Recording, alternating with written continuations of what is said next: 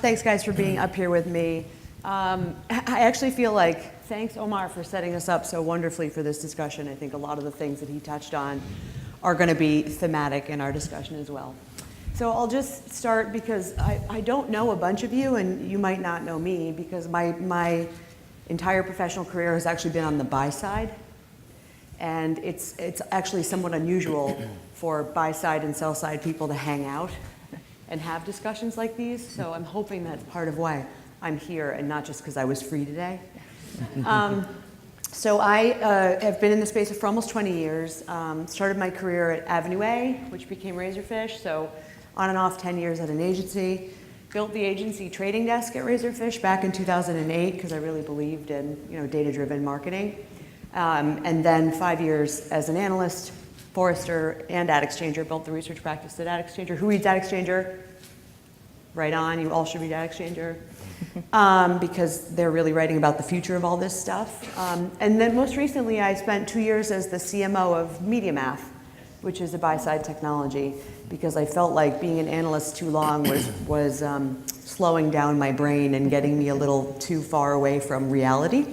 But as it turns out, being an executive at a company gets you even further from reality. So never again. So I'm very happy to be back at Forrester as a VP Principal Analyst, ostensibly writing about ad tech, but that seems sort of reductionist to me. So really what I'm writing about and thinking about it is the future of advertising, which is much bigger than ad tech, and it's much bigger than digital. And so hopefully, I'm slightly wiser about those things than I was even a few months ago, which will make me more prepared to have a conversation with 3 leaders in the kind of media space about what's going on here. So I don't normally read stuff, but I'm gonna read a little preamble I wrote because I want to get it right. So we must agree that we all want an advertising-driven future. I mean, I guess, do we agree that advertising has a place? For sure. Right, I mean, because not everybody agrees that that's true. And probably among the people that don't believe that that's true are consumers. And so there's something really interesting happening there that I want to talk about. Consumers have so much choice, and frankly, the biggest organizations in the world, the biggest brands in the world are not growing fast enough. And they are being threatened by direct-to-consumer brands that are eating their lunch. And so advertising is almost more important than ever. So when I look at media companies like the ones in this room, I feel like there's a real opportunity for you to lead, because I fundamentally don't believe that the answer is Facebook and Google. In fact, if you look at Google, how much of Google's revenue comes from search? A shit ton. That's a technical term. A shit ton. That's about as bottom of the funnel as you can get. That does not create desire in consumers. Google is reaping the benefit of all of the work that all of us do to create desire in consumers. I fundamentally don't think that they're the answer. It's not just about audience.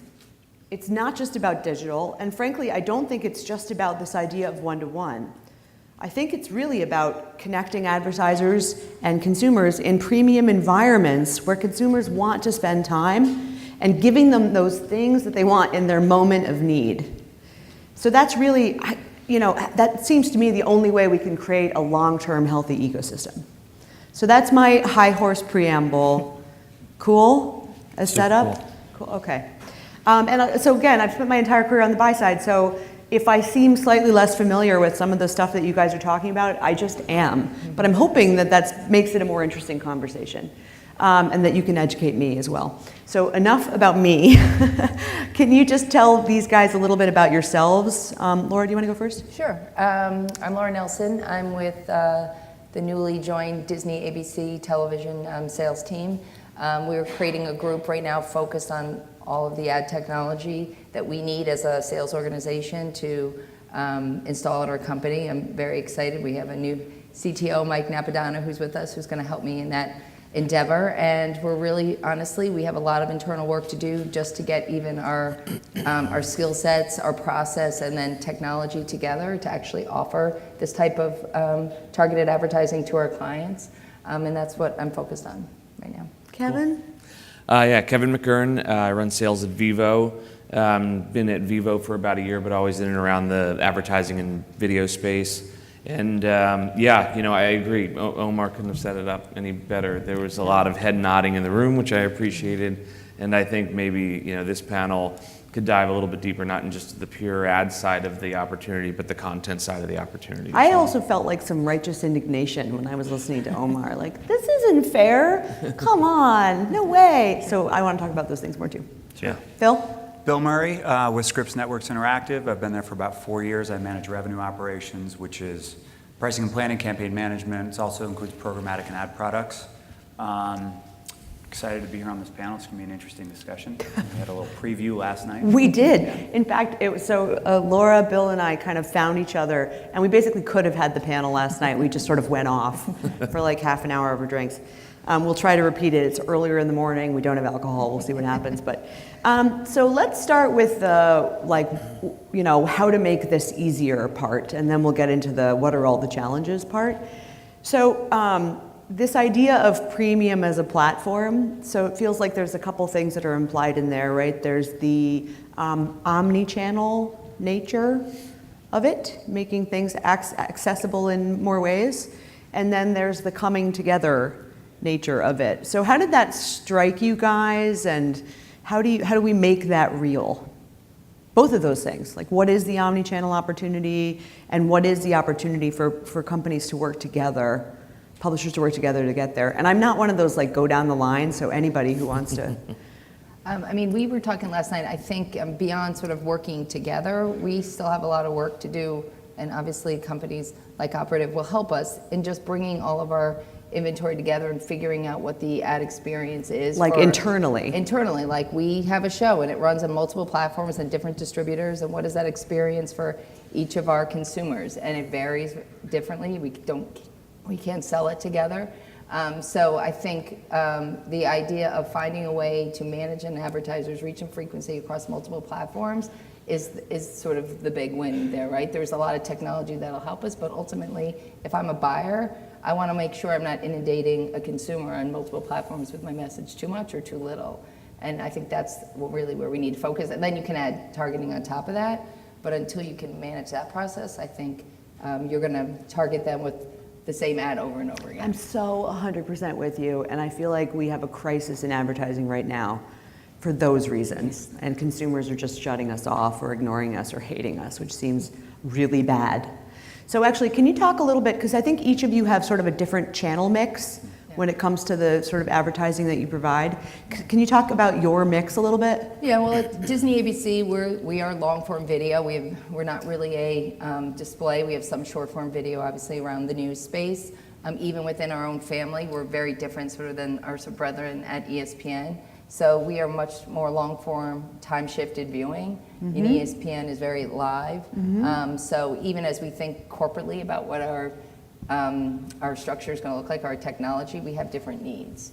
So out of curiosity, have you limited or reduced the amount of display that you have, or is it just like purposely, or is it just the byproduct of having video content? On the entertainment side, we just would never have the scale on display beyond sort of the marketplace, being less interested in it. It was, even whether it's on our own platforms, we just never had the scale. Well, because I used to buy Disney and ABC as a buyer at Razorfish, and like that's what there was. Yeah. The Go days. Yeah. And so I'm just really curious about how you think about what the right advertising products are.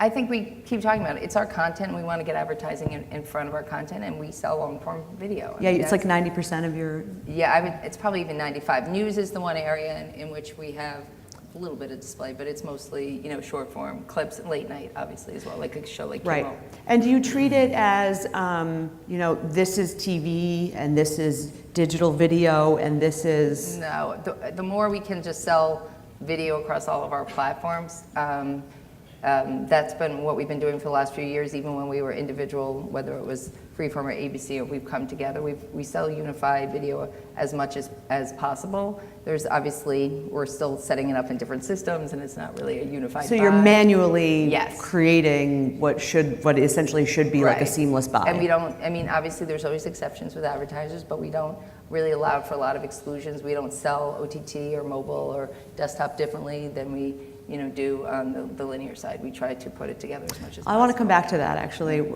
Yes, We're Bill, would you very like a different. turn? We're very different. We're different. Let the ladies talk. No, go ahead, please. Because, you are very different. No, we talked about this last night. It's materially different for you. Yeah, we're an organization that actually does still have a substantial display business. Yeah. So we're still selling 300 by 250s and out selling native ad units. And it is the lion's share of our digital revenue. In terms of the larger Scripps Networks Interactive, I mean, linear television is by far, kind of the largest component, but that's still an important business for us. The sort of display business. Stuff, yeah. It's in a slow decline, but when it's that much of your revenue, you do everything you can to protect it, right?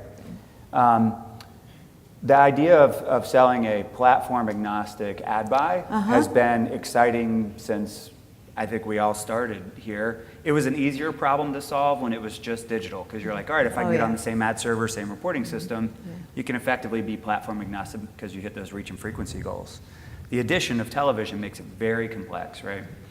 I think we want to get to that place, but there are right now advantages to us having some of these kind of what I would call pure digital pieces separated. Such as? Like, again, the idea of saying, hey, I'm going to run you against Next Food Network Star, right?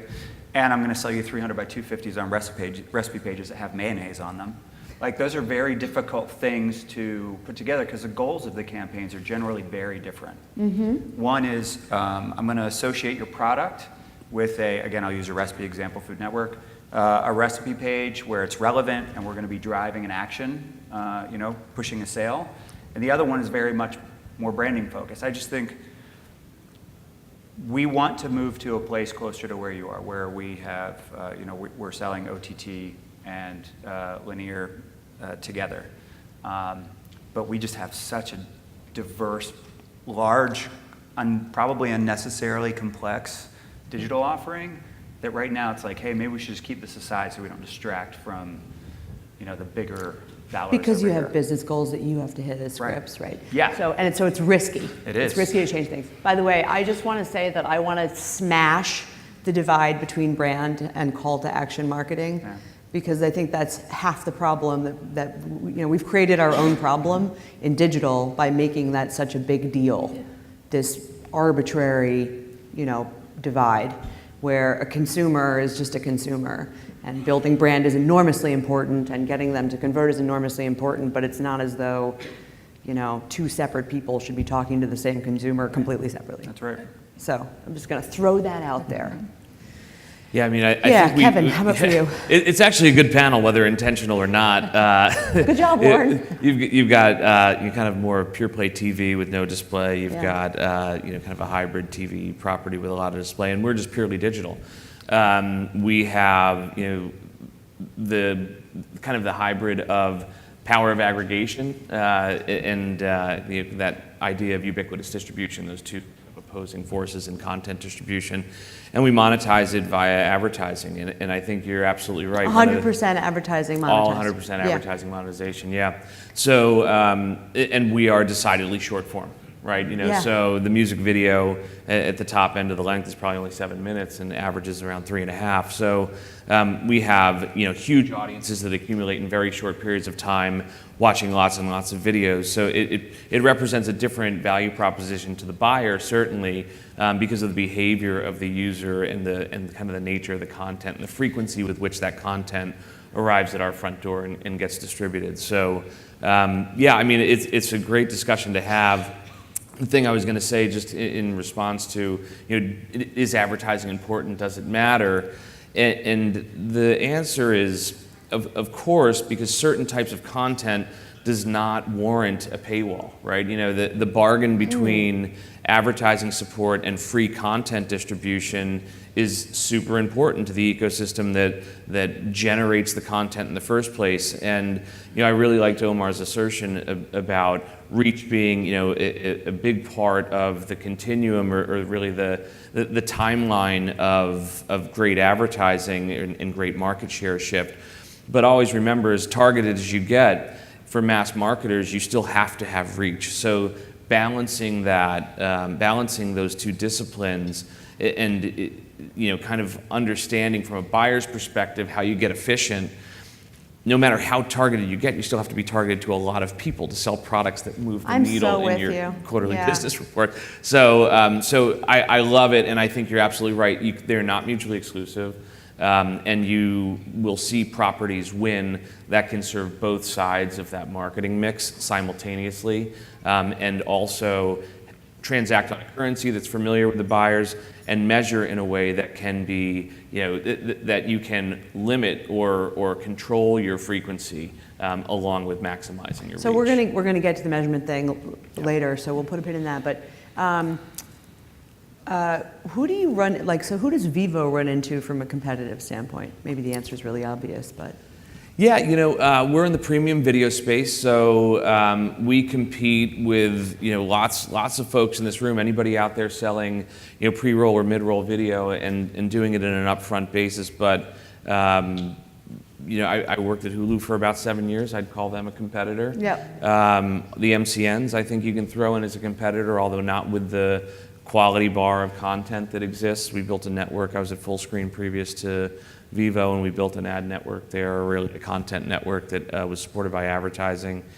And I mean, YouTube themselves, Facebook themselves, anywhere where video is a prolific distribution point where ad support is the primary monetization vehicle. So we compete with the very platform that we live on, which is YouTube. Right.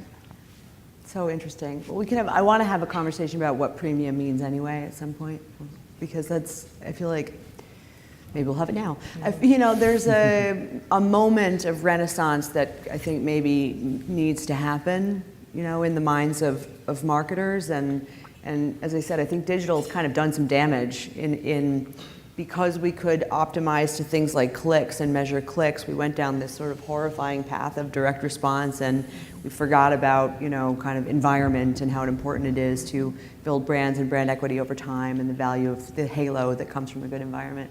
Are you guys finding you have to defend this idea of premium, or do you find that brands are leaning back into the idea of premium in the Mart Pritchard and Keith Weed call to arms era?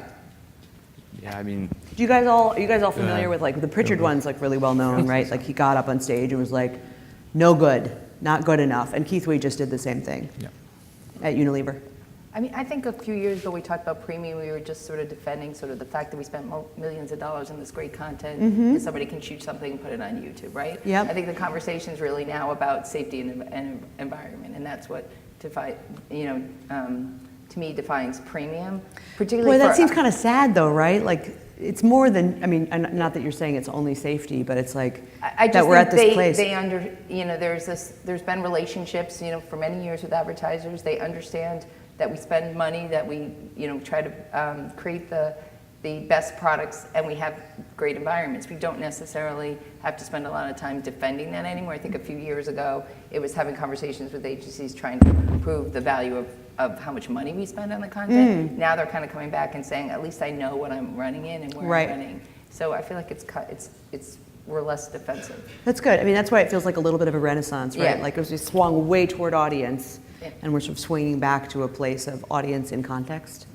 And I also think, too, for us, to your point about reach, is that's what they're buying us for, right? So it's more now trying to have the conversation of how can we utilize it to do both things, to do more of the call to action. I think that's where we're trying to show that we can bring value, even though there shouldn't be separate. And by the way, I'm just going to throw this out there. I think we have a habit of treating targeting and personalization as the same thing, and I don't think that we have to do that. You could be targeted in a market, an audience that you go after, and still have a brand message. It does not have to be hyper-personalized retargeting.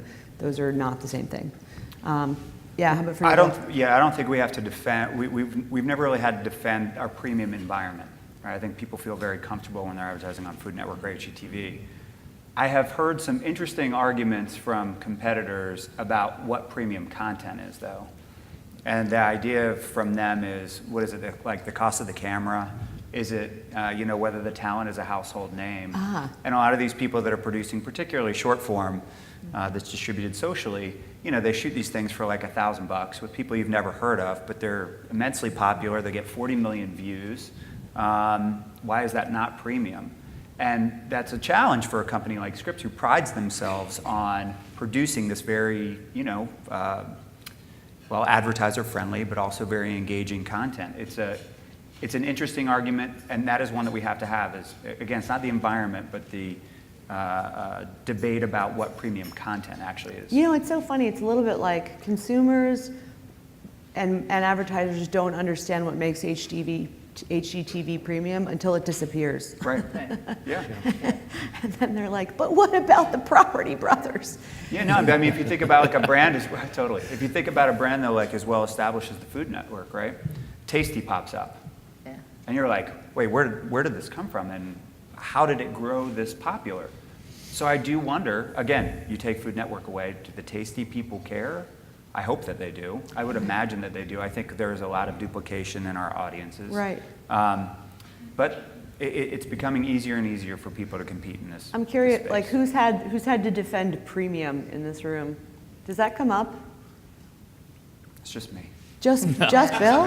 No, it comes up a lot. Come I mean, on, it must come up for Vivo. It comes up a lot. Yeah, no, I mean, we kind of live in a little bit of a different world, and we've been really hard at work assimilating back to television, which is the origin of the music video, right? Entire network was built on the back. Wait, what does assimilating back to television mean? Yeah, which means Sounds I'll sort tell of you. scary. No, don't worry, we're still digital. Now, for instance, we represent videos from the largest celebrities in the world. However, those videos are always categorized through the lens of streaming, right? Music and explicit. But we have overlaid a element of television rating system for content ratings to make that to make that backdrop of a currency more familiar to the buyers that would typically transact in TV. Similarly, selling on a demographic guaranteed basis and pushing forward with reach statistics, either incremental reach to your entire media plan or just guaranteed reach on our property alone.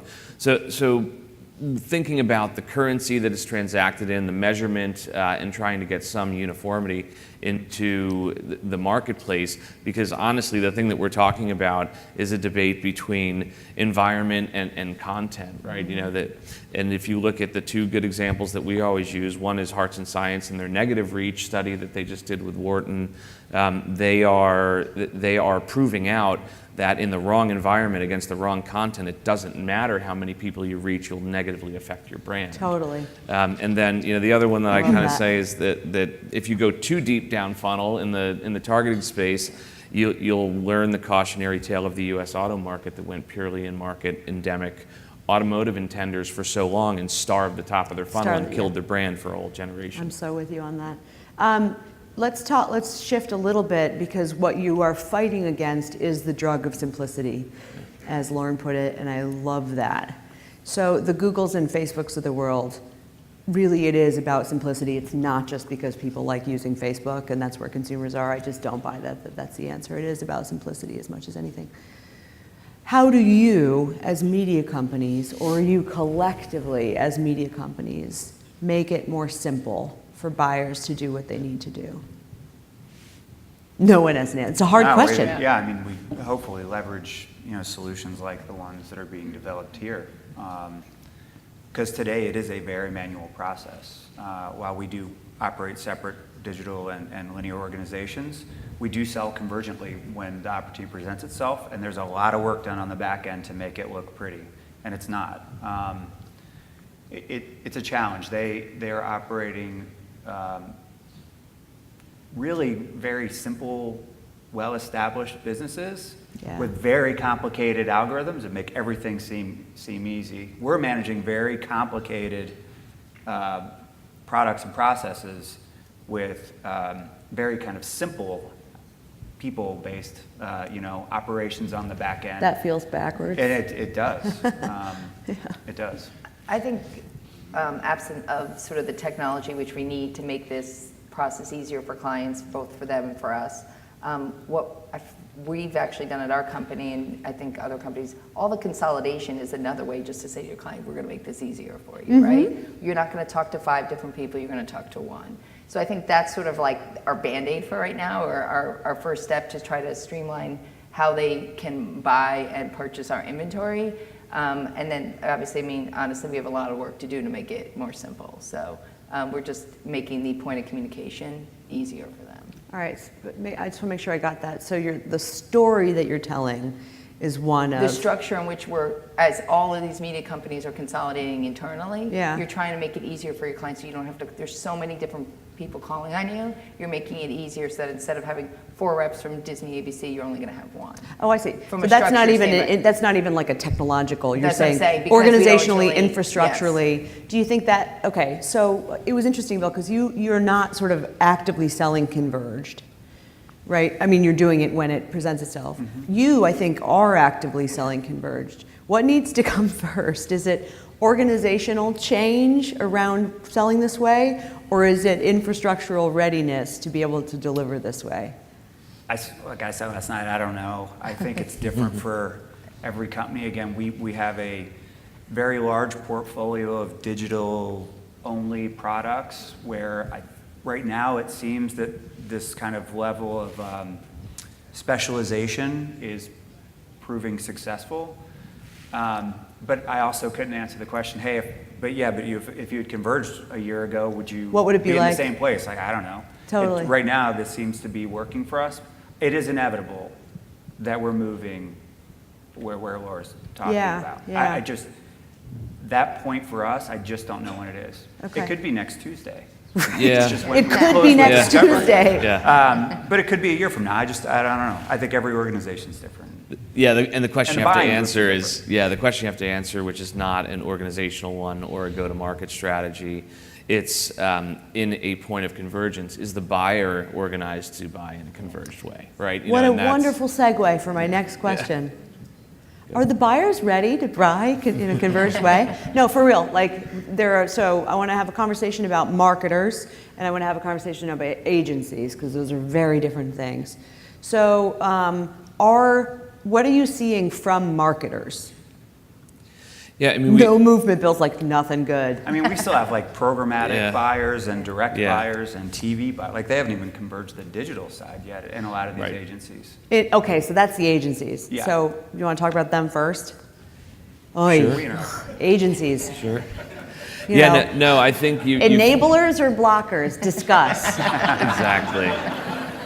I mean, honestly, I have some opinions, but It depends. I think you have a real big struggle, and Omar touched on this as well, at the agencies because of compressing margins on the digital sides of their house. They were very rich margins previously, either flat feed or commission-based, and now they're not, quite simply.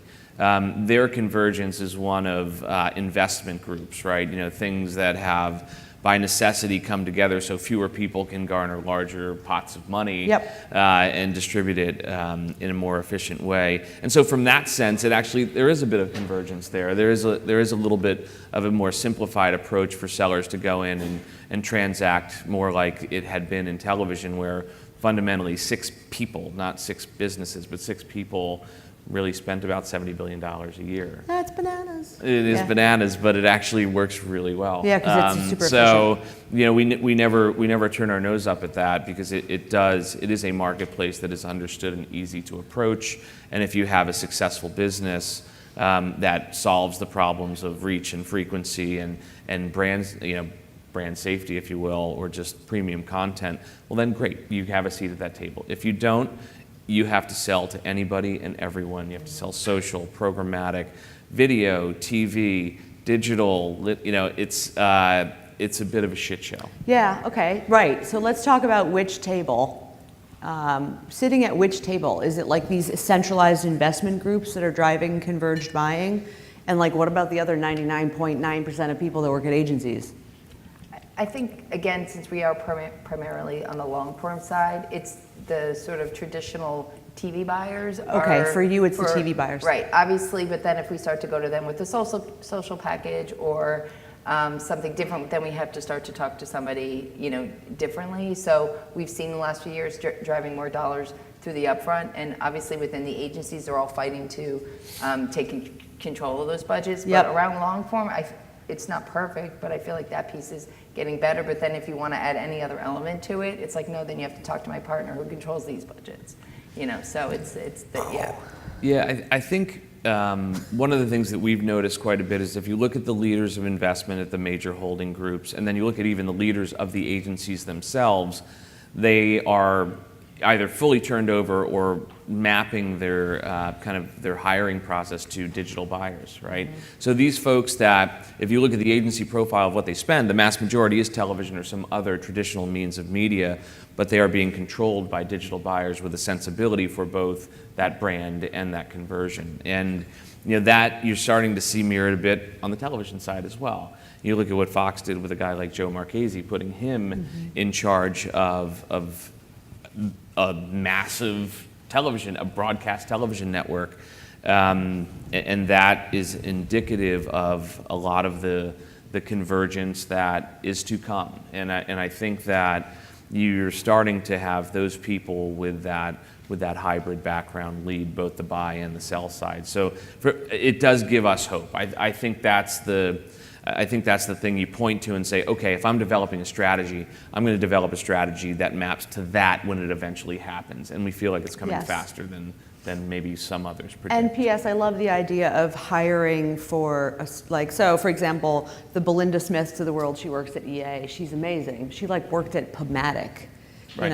Or I just ran into a guy who's a Kimberly Clark senior marketer who worked at Axiom. Yeah. And I just love when you see those, those the influx of new kinds of thinking and skills into roles like that. So yeah, I say it all the time. I've never sold a television ad in my life, but it's all I talk about.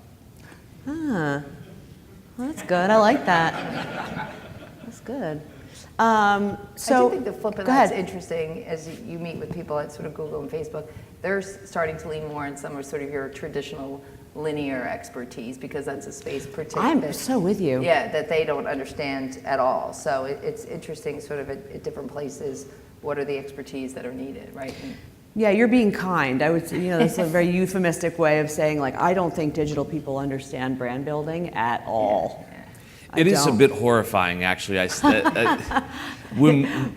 found that in all of these walks of life, whether it had been at NBC or Hulu or Fullscreen or Vivo, hiring digital sellers is not a good idea. Hiring television sellers and teaching them digital is super easy. And I don't know why. I've never known why, because I'm the opposite. I've only been a digital person, and I had a lot of very smart people that worked in TV for a long time teach me what TV was about. And it is the simplicity, the elegance of the simplicity of television that allows those massive dollars to be transacted. And the weeds that digital buyers get, enamored with always shocks me. It always shocks me, just that race to the bottom, and call it a funnel or call it the sludge, but it doesn't make sense to me when you're trying to build big businesses at scale. Google does it really well because they rely on search. Their whole goal in life is to make money when they go to bed. It is not a human element that they strategize or build products for.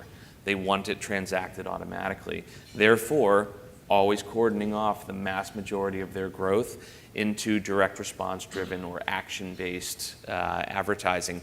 And it's only part of the picture. And I think it shows their struggles in Madison Avenue, and Facebook, I would say something similar as well, where they haven't really been embraced by Madison Avenue in a big way. Although the voting in the dollars is there, they're not enamored with the spend. In fact, most folks that you speak with on the buy side, they do it because they don't have a choice. Right. I do not think if you asked a big brand, they would say that they're excited about the fact that they're spending as much as they are with those two platforms. They aren't. Such an opportunity for you guys. Such an opportunity for you guys. Especially in light of, again, the Pritchards and Weeds that are sort of waking up and saying this is not good enough, in light of the snafus with Facebook, with measurement. I'm being kind. You know, there's such an opportunity for great media companies. What about marketers, actually? Let's go ahead. Actually, do you want to say something, Bill? Mm-hmm. Yeah, go ahead. I don't disagree. Like, I really want to get where you're going. But we've done so much of this to ourselves. Like the concept of the what you said there about digital sellers get so caught up in digital things. You know, you could go back 15 years ago, and when you said CPA and CPC. Oh yeah, killed we this created industry. this totally. Totally killed it. But every week I'm having to educate our sales team on something new, some new third-party measurement, some new capability that differentiates us in targeting. And it has turned into honestly a messy sell. Like the idea of, hey, we have great content, put your brand next to the content, you're going to see sales lift. Yeah. That, like, we haven't seen that in a long time. How do you get back to that? Because that doesn't sound bad to me. It sounds amazing. Look, we joke all the time. You know, everybody says like, oh, digital's so hard and TV's so easy. I want to be TV. Like, I want to be that simple. I want a regular schedule. I want an agreed upon set of metrics that everybody says are the gold standard. I want that. I don't know, because every 3 months something new introduces itself that just makes it harder. I think that the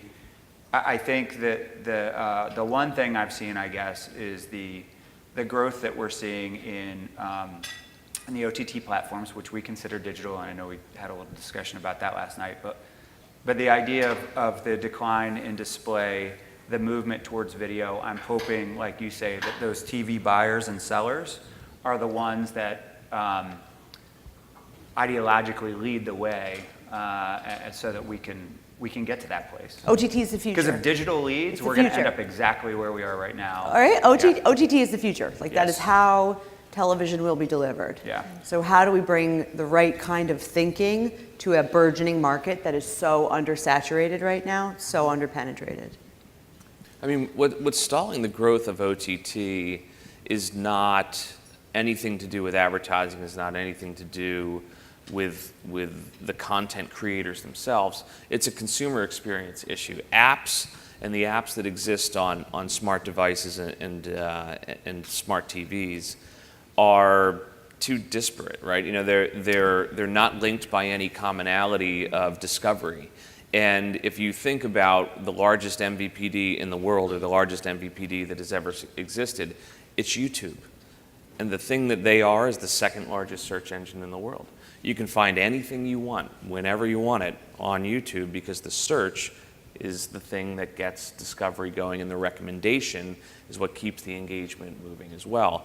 So I'm not sure what will happen, whether voice-activated search and a lot of the great technologies that are IP delivered, and the processing speeds in these devices either catches up and allows a layer that sits over all of these apps and gives you the ability to deep link in and discover and find the thing that you want, or if a massive aggregator comes over the top, blasts all the apps out, and then you have to put your content in some form of, you know, organizational channel guide, you know, architecture that, again, is deep link searchable to the thing that you want when you want it.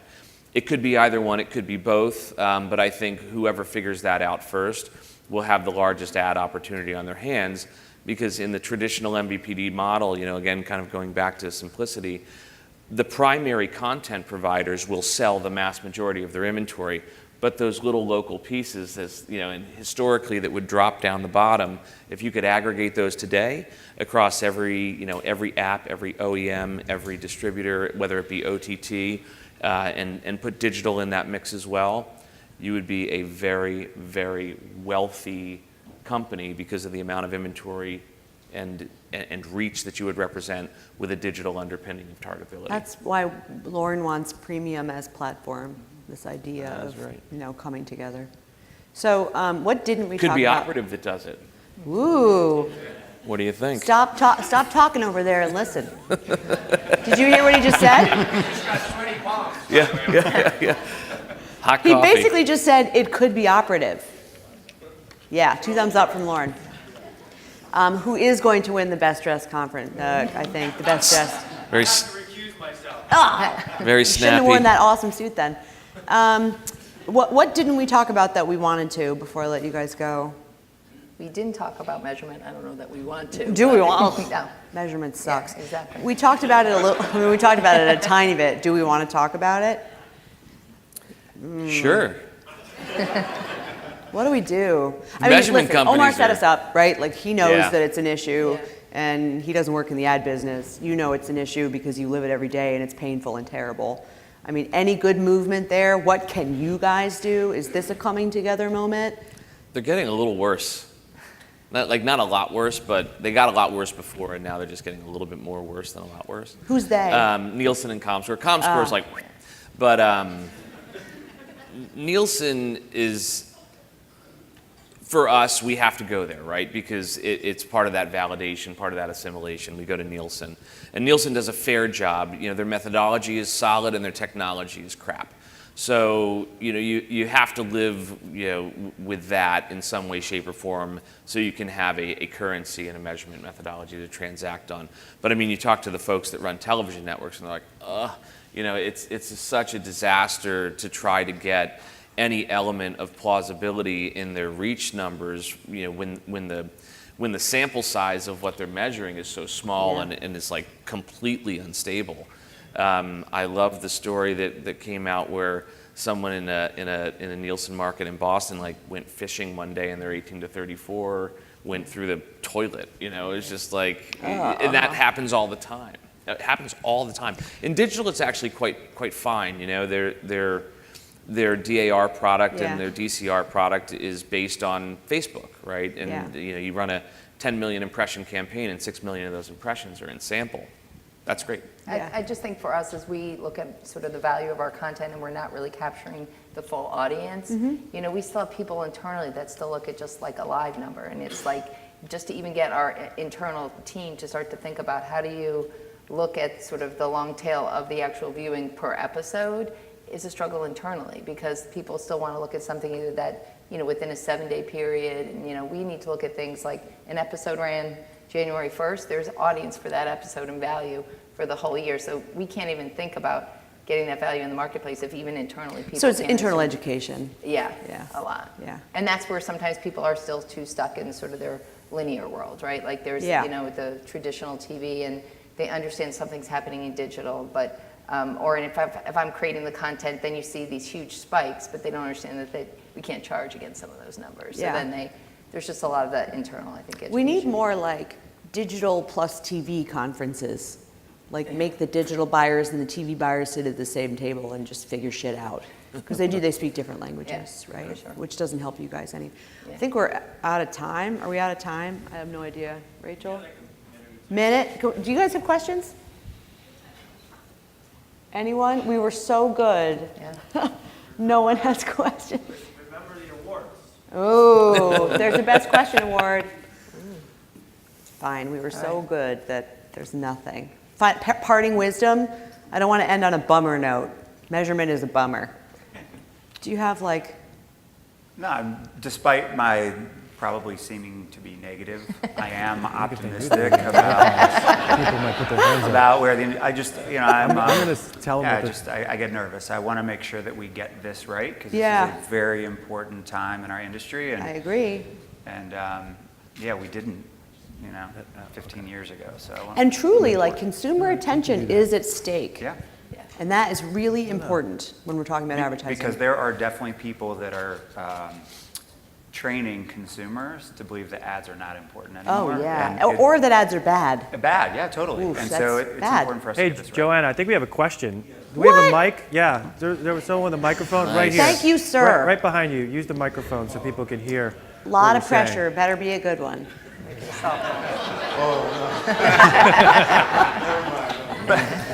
Listen, you get best question for standing up. I was going to say, by Yeah, default, you're best already question. winning a prize. Oh, great, thanks. That's awesome.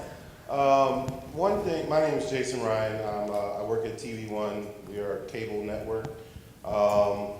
One question I had was about, that I didn't really hear you speak on, was about how integrated marketing fits into this whole thing. For example, you do like product placement, or I see it on ABC, on Blackish, they do stuff like Yeah. where the cast will go watch a movie that Yeah. is actually a Disney movie. Yep. Yeah. How does that fit into this whole discussion? And is there an opportunity there for advertisers to spend more in that way so that the advertising is more organic Yep. and it's more viewer friendly? Yeah, I mean, I sort of Disney. That is a good question. Yeah. It's easy. Doing branded content, whether it lives within our shows, I mean, this is an area where we actually partner with Facebook and create branded content exclusively for Facebook. So even though they're the enemy, they're our friends as well. So it's a big part of what we do. We even we try to package it as much as possible across linear, digital, and social to generate, additional revenue. Right. We even do sort of straight deals on just those types of creating that content. That may not necessarily have to have a 30 with it. We do it both ways. I mean, that must be a Same. big thing for I you mean, guys. That is probably the one example of where we do a good job of selling convergently.